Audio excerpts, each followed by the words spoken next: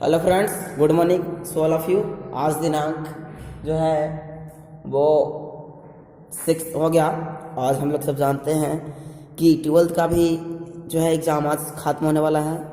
जो बच्चे विद्यार्थी मैथ से थे, ठीक है।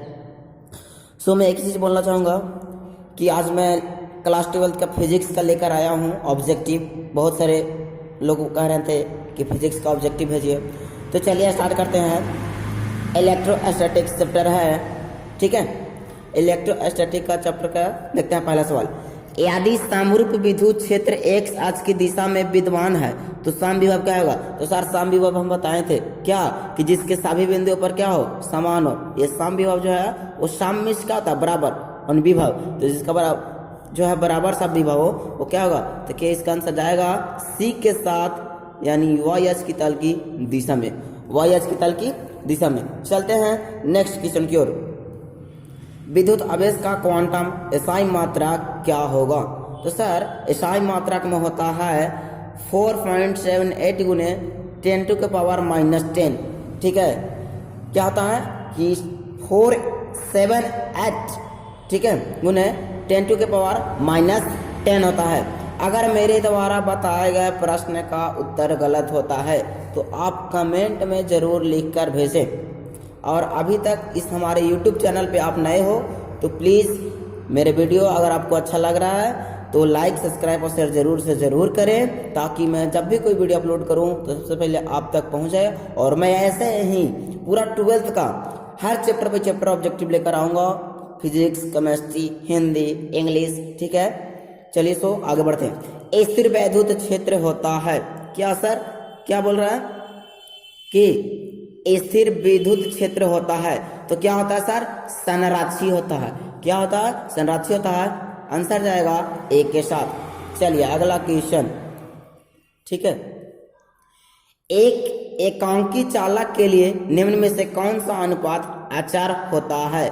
तो सर देखते हैं, कुल आवेश बटा विभव, दिया गया आवेश बटा विभवांतर, कुल आवेश बटा विभवांतर, इनमें से कोई नहीं। तो आंसर जाएगा ए के साथ, कुल आवेश बाय विभव, कुल आवेश बाय विभव।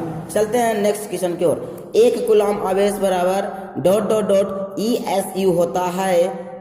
ऑप्शन ए है 3 × 10⁻⁹, 9 × 10⁻⁹, 8.85 × 10⁻12 या इनमें से कोई नहीं। तो मैं बता दूं, एक कूलम आवेश EOC में होता है 3 × 10⁻⁹। आंसर जाएगा ए के साथ। चलिए नेक्स्ट क्वेश्चन की ओर बढ़ते हैं। एक विद्युतीय द्विध्रुव को दो विपरीत आवेशों से बना है जिसके परिणाम +3.2 × 10⁻19 कूलम है एवं -3.2 × 10⁻90 कूलम है, और उनके बीच की दूरी 2.4 × 10⁻10 मीटर है। तो विद्युतीय द्विध्रुव का आघूर्ण क्या होगा। 7.68 गुने 10⁻27। बी ऑप्शन में है 7.68 गुने 10⁻29।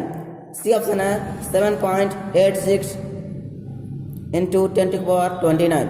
और फोर्थ ऑप्शन है डी में 7.86 × 10⁻27 cm। तो आंसर जाएगा इसका बी के साथ 7.68 × 10⁻29 cm। अगर आपको किसी भी प्रश्न का उत्तर पहले से पता है तो कमेंट में जरूर लिखकर भेजें। चलिए दोस्तों आगे। एक आवेशित चालक, क्या, एक आवेशित चालक की सतह के, ठीक है, किसी बिंदु पर विद्युतीय क्षेत्र की तीव्रता होती है 0, सतह के लंबवत, सतह का स्पर्शी, सतह पर 45 डिग्री। तो आंसर जाएगा बी के साथ, सतह के लंबवत होती है, सतह के लंबवत होती है। चलिए दोस्तों नेक्स्ट क्वेश्चन में आते हैं। चलिए नेक्स्ट क्वेश्चन है, निम्नलिखित में कौन सदिश राशि है। आवेश, धारिता, विद्युत तीव्रता, इनमें से कोई नहीं। आंसर जाएगा सी के साथ, विद्युत तीव्रता। आंसर जाएगा सी के साथ, विद्युत तीव्रता। समान त्रिज्या के दो छोटे सुचालक गोलों पर क्रमशः प्लस 10 माइक्रोकूलम तथा माइनस 20 माइक्रोकूलम आवेश एक दूसरे से r दूरी पर रखने पर वे एक दूसरे पर F1 बल लगाते हैं। यदि उन्हें परस्पर संपर्क में लाने के बाद पुनः उतने ही दूरी पर रखने पर वे F2 बल लगाते हैं तो F1 अनुपात F2 का मान क्या होगा? तो 1:8 -8:1 1:2 -2:1 आंसर जाएगा बी के साथ -8:1 -8:1। चलिए नेक्स्ट क्वेश्चन की ओर चलते हैं। 3 आवेश 4 क्यू तथा क्यू एक सीधी रेखा पर क्रमशः, ठीक है, 0x2 तथा x स्थिति में रखे गए क्यू पर परिणामी बल 0 होगा। यदि क्यू बराबर क्या होगा? -q -2q -q/2 और 4q। आंसर जाएगा a के साथ -q। चलिए तो नेक्स्ट क्वेश्चन की ओर बढ़ते हैं। विद्युत आवेश के बीच बल का नियम दिया जाता है निम्नलिखित में से किसे? गॉस का नियम, फिर किरचॉफ का, कूलम्ब का, फैराडे का। तो आंसर जाएगा सी, कूलम्ब का नियम से दिया जाता है कि जो है विद्युत आवेशों के बीच उन्होंने बताया था कि अपने बीच के दूरी के बार के व्युत्क्रमानुपाती होती है, जो 2 नियम दिया था। चलिए हम वो भी नियम आपको, अगर ये नियम चाहिए आपको गणितीय निरूपण, तो आप मेरे YouTube चैनल पे आ सकते हैं। और इन न्यूमेरिकलों का सॉल्यूशन चाहिए तो आप फेसबुक पे सुबह 6:30 बजे लाइव आ सकते हैं। अगर आपको इन न्यूमेरिकल का सॉल्यूशन चाहिए तो फेसबुक पे आप 6:30 बजे सुबह लाइव आ सकते हैं। जिनको जिनको लाइव आना है वो कमेंट में लिख के भेजिएगा, जरूर से जरूर। मैं कल इन सब न्यूमेरिकलों का 6:30 बजे फेसबुक पे लाइव आऊँगा। चलिए आगे। एक कूलम्ब वह आवेश है जो शून्य में 1 मीटर की दूरी पर स्थित समान आवेश पर लगता है। 1 न्यूटन, ठीक है। बी में ऑप्शन है 9 × 10⁻⁹ न्यूटन। सी में ऑप्शन है 9 × 10⁹ न्यूटन। इनमें से कोई नहीं। तो मैं बता दूं इसका आंसर जाएगा सी के साथ 9 × 10⁻⁹ न्यूटन। चलिए विद्युत आवेशों के बीच लगने वाला बल दिया जाता है फैराडे के नियम से, कूलम्ब के नियम से, है ना, लाप्लास के नियम से, गॉस के नियम से। तो मैं बता दूं कि पहले इसको हम बताए थे कि विद्युत आवेश के बीच जो बल नियम दिया जाता है वो कूलम्ब के नियम से दिया जाता है। किसके नियम से? कूलम्ब के नियम से दिया जाता है। तो आंसर जाएगा बी के साथ। चलिए आगे क्वेश्चन देखते हैं। विद्युतशीलता ए एप्सिलॉन, ठीक है, इसको एप्सिलॉन भी पढ़ते हैं। ए एप्सिलॉन का मात्रक होता है न्यूटन प्रति मीटर, फैराडे प्रति मीटर, कूलम्ब प्रति वोल्ट। इनमें से कोई नहीं। तो मैं बता दूं इसका सही जवाब होगा फैराडे प्रति मीटर। आंसर जाएगा बी के साथ। फैराडे प्रति मीटर होता है विद्युतशीलता का, है ना, यानी इसको क्या बोलते हैं? ई एप्सिलॉन भी बोला जाता है। चलिए आगे देखते हैं। नेक्स्ट सवाल कहता है एक बिंदुवत आवेश Q से r दूरी पर स्थित बिंदु पर विद्युत क्षेत्र की तीव्रता का परिणाम होता है 1/4 permittivity into Q/R, 1/4 permittivity into Q/R², 1/4 permittivity Q/R3, 1/4 permittivity Q² तो मैं बता दूं इसका आंसर जाएगा बी के साथ 1/4 परमिटिविटी R²। यानी कि सर ये गॉस का प्रणय का नियम आप लोग पढ़े होंगे तो ऑब्जेक्टिव आपको क्लियर होगा। चलिए आगे देखते हैं। अगला सवाल, किसी विद्युत द्विध्रुव के आज से r दूरी पर विद्युत क्षेत्र की तीव्रता होती है E समानुपाती R², E समानुपाती 1/R², E समानुपाती R³ और E समानुपाती 1/R³। मैं बता दूं इसका आंसर जाएगा डी के साथ E समानुपाती 1/R³। चलिए तो नेक्स्ट क्वेश्चन देखते हैं। हाइड्रोजन परमाणु का नाभिक 10⁻15 मीटर त्रिज्या का गोला है। नाभिक के पृष्ठ विद्युत क्षेत्र क्या होगा? ऑप्शन है 14.4 × 10⁴ भी प्रति मीटर, ठीक है, 14.4 × 10⁻10 भी प्रति मीटर, 1.44 × 10⁻90 और 1.4 × 10⁻20 भी। तो इसका आंसर जाएगा डी के साथ 14 × 10⁻20। चलिए नेक्स्ट क्वेश्चन देखते हैं। एक सरल रेखा पर बराबर दूरी पर स्थित तीन बिंदु पर क्रमशः प्लस क्यू और क्यू आवेश रखे जाते हैं तो क्यू पर कुल परिणामी बल शून्य हो तो क्यू का मान क्या होगा, +3Q +2Q -3Q -4Q। तो आंसर जाएगा इसका ए के साथ +3Q। नेक्स्ट क्वेश्चन देखते हैं, किसी अनावेशित वस्तु पर एक कूलम आवेश होने के लिए उससे निकाले गए इलेक्ट्रॉनों की संख्या होती है 6.25 गुना 10⁻18, 6.25 गुना 10⁸8, 6.23 गुना 10⁻23 इनमें से बने। तो मैं बता दूं कि आप अगर जो है वो क्लास 9th में गुरुत्वाकर्षण पढ़े होंगे तो इसको मार सकते हैं क्या कि 6.25 गुना 10⁻18 इलेक्ट्रॉनों की संख्या होती है। आंसर जाएगा ए के साथ। चलिए अगला क्वेश्चन, इलेक्ट्रॉन पर आवेश होता है 2 गुना 10⁻, ठीक है, -21 कूलम, 1.6 गुना 10⁻−19 कूलम, 1.6 गुना 10⁻, ठीक है, -9 कूलम इनमें से बने। मैं बता दूं आंसर जाएगा इसका 1.6 गुना 10⁻−19 कूलम। चलिए नेक्स्ट क्वेश्चन देखते हैं। अगर मेरे द्वारा बताए गए प्रश्न का आंसर गलत होता है तो आप कमेंट में जरूर सही आंसर लिख के भेजें। चलिए आगे क्वेश्चन, आर दूरी पर स्थित दो इलेक्ट्रॉनों के बीच लगने वाला बल समानुपाती होता है r² के, r1 के, r2 के। तो मैं बता देता हूँ इसका सही आंसर जाएगा r² के d के साथ, यानी r⁻2 के साथ जाएगा। चलिए आगे नेक्स्ट क्वेश्चन देखते हैं। मुक्त आकाश की परावैधुता होती है, बहुत अच्छा सवाल है सर, मुक्त आकाश की परावैधुता होती है, बहुत बार एग्जाम्स में पूछा गया सवाल भी है। चलिए देखते हैं, ऑप्शन में है 9 × 10⁹ FM इनवर्स, 1.6 × 10⁻−19 कूलम, 8.85 गुना 10⁻−12 FM इनवर्स इनमें से कोई नहीं। मैं बता दूं इसका आंसर जाएगा सी के साथ 8.85 × 10⁻−12 FM इनवर्स। अगला क्वेश्चन, एक कूलम वह आवेश है जो शून्य में 1 मीटर की दूरी पर स्थित समान आवेश पर बल लगाता है 1 न्यूटन, 9 गुना 10⁻−9 न्यूटन, 9 गुना 10⁻9 न्यूटन में से कोई नहीं। तो मैं इस सवाल पहले ही बता चुका हूँ, ठीक है, कि ये सवाल पीछे भी आया था कि एक कूलम वह आवेश है जो शून्य में 1 मीटर की दूरी जाएगा तो 9 गुना 10⁻9 न्यूटन जाएगा। आंसर जाएगा सी के साथ। अगला क्वेश्चन, नेक्स्ट क्वेश्चन देखते हैं क्या कहता है। नेक्स्ट क्वेश्चन, यदि दो आवेशों के बीच की दूरी आधी कर दी जाए तो उनके बीच लगने वाला बल हो जाएगा। तो सर बताते हैं 1/2 गुना, 1/4 गुना, 2 गुना या 4 गुना। अगर बल की दो आधी करेंगे तो हो जाएगा सर 4 गुना। आंसर जाएगा डी के साथ कितना, 4 गुना।